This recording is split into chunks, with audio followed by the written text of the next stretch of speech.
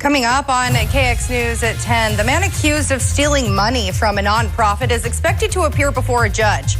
We'll break down what's next for Dallas Rice. And a mother is suing a doctor in North Dakota over the mishandling of her children. What she has to say about the allegations is still ahead.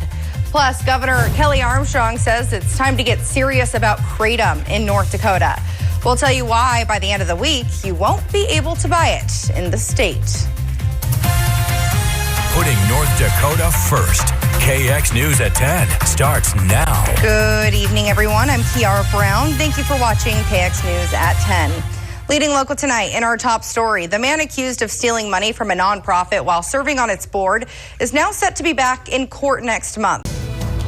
2 people who contracted cyclosporiasis have died and are the first known deaths associated with the outbreak.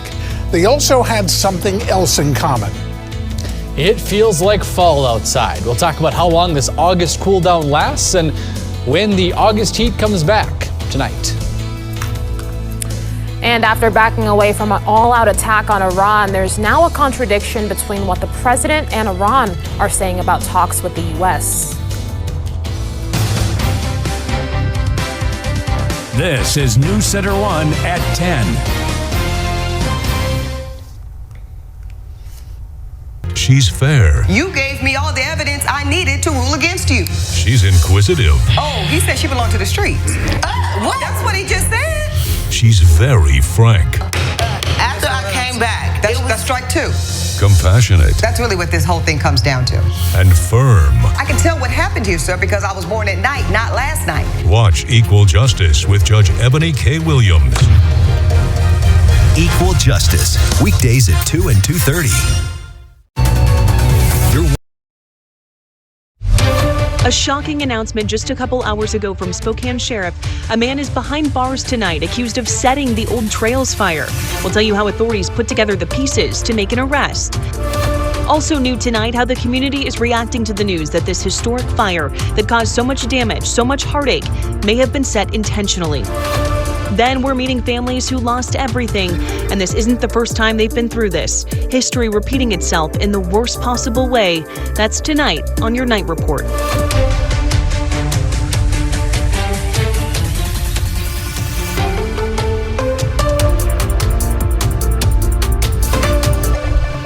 Breaking news tonight, the Spokane County Sheriff says they arrested a person for allegedly starting the Old Trails fire. The fire destroyed hundreds of structures, caused tens of thousands of people to evacuate. Good evening. Welcome to the Night Report here on KREM 2 News. I'm Sydney Schofield. Our Brandon T. Jones joins us now in studio with a breakdown of tonight's arrest. Brandon? Now on Nightside, we have breaking news. A man has been arrested for arson, suspected of starting the massively destructive Old Trails fire. The Spokane County Sheriff tells us what led to the arrest. And folks, we've returned to very unhealthy air quality with light winds and warmer temperatures in our areas. I'll get you prepared on fire danger for the coming week in my first alert weather forecast. And hundreds of homes have burned in the Spokane area fires. How one woman's house survived despite half of the houses on her street burning down. Live on 4 News Now and streaming on KXOY+. You're watching 4 News Now, Nightside.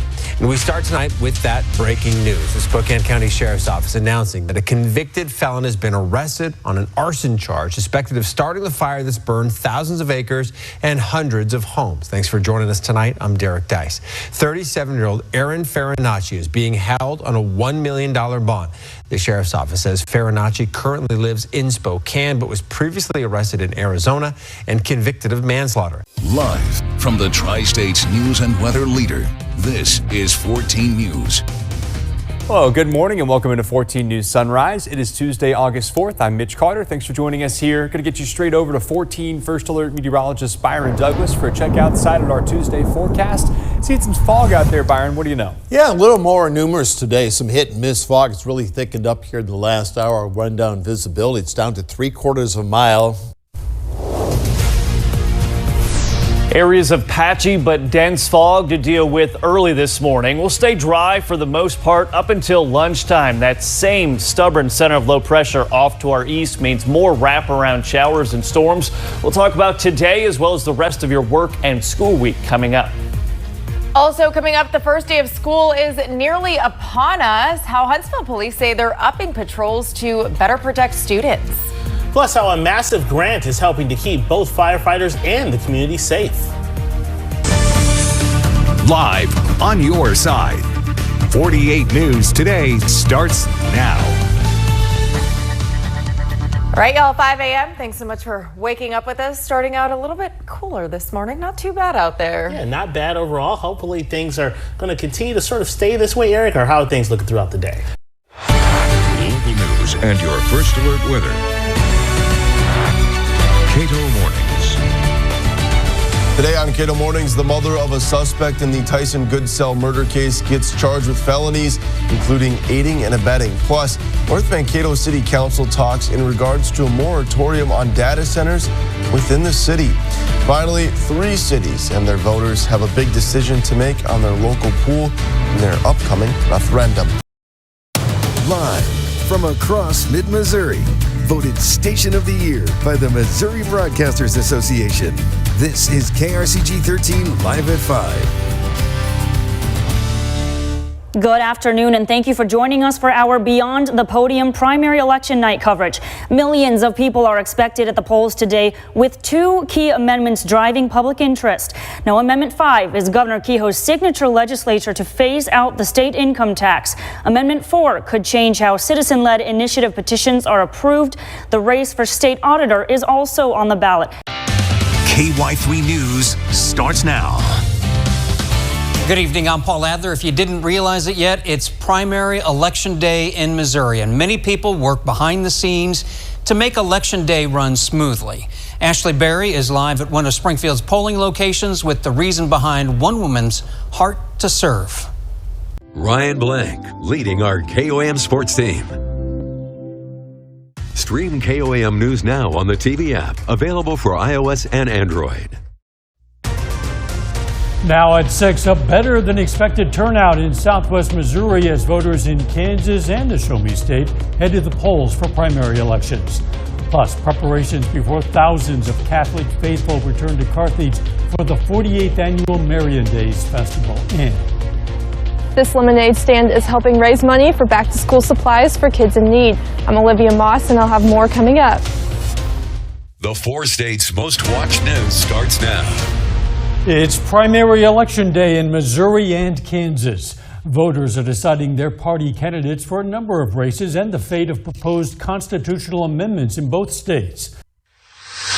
Now at 6, a suspected killer caught on camera in a clown suit, leaving Metro East residents shocked. Why out of all houses you come up a block and a half away to this house? First Alert 4 digging into new developments in an arrest involving a teenager. Storm chances are coming late tomorrow and into the night. I'm tracking where to watch for strong storms by the evening and when we could see heavy rain. Thousands heading to the polls for the Missouri primary. We break down key races and take a deeper look at voter turnout.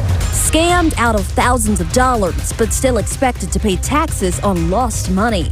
First Alert 4 investigates tracking a new bill that could help scam victims to recover. Live, First Alert 4 starts now. First at 6, a late-night Ring camera alert turns into a moment an East St. Louis family says they'll never forget. Right now at 6, a man killed, 7 kids hurt in an early morning crash. The children alone in a car stolen just hours earlier. We're bringing you the latest from the scene. Primary day in Virginia, polls closing in 1 hour. The races to watch. And a rare mosquito-borne virus reported in our region. What health experts want you to know. The 6 starts right now.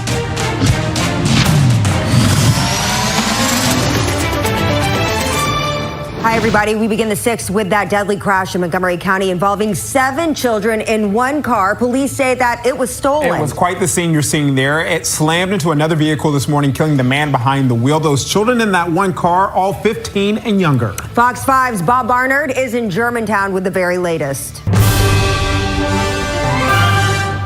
All right, it's primary day across Michigan. Voters in Metro Detroit and throughout the state have until 8 o'clock to cast their ballots. After that, clerks across the state will be tallying up those results. Thank you for joining us for CBS News Detroit at 6. I'm Terrence Friday. And I'm Shayna Humphreys. Your voices, your stories, in your community.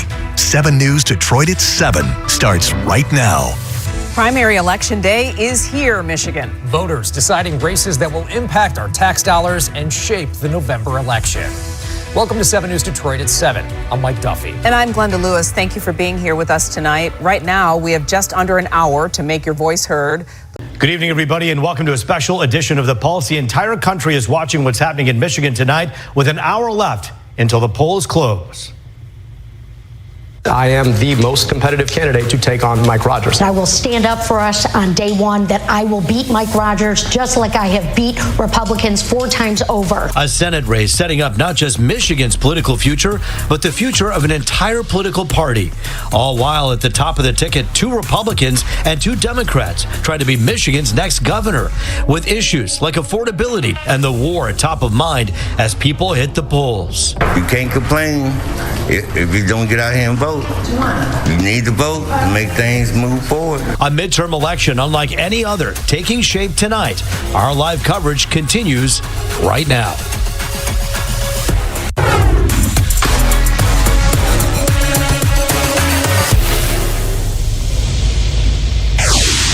And good evening and welcome to Studio C for our live continuing coverage of Primary Night 2026.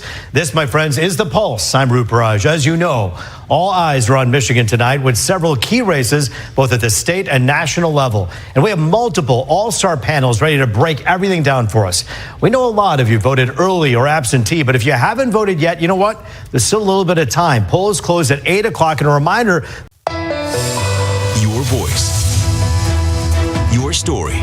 CBS 6 News at 7:30 starts now. Flash flood warnings are popping up across the region as bursts of heavy rain unload on Central Virginia. Thanks so much for joining us here at 7:30. I'm Janine Samuels. Let's start by getting a check on your evening forecast with meteorologist Julie Watkins. Local news and your first alert weather. This is KEYC News Now.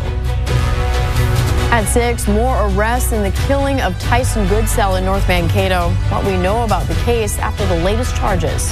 The 45th Farm Fest kicks off at the Gilfillan Estate in Redwood County. Sean Cable's there to share the sights and sounds. But first, Minnesota candidates descend on Farm Fest as they look for the ag vote this November. The local news starts right now. Good evening, everyone. It is the first day of Farm Fest, a tradition 45 years strong. Farmers from across Minnesota and beyond come together in Morgan to talk about the latest industry news.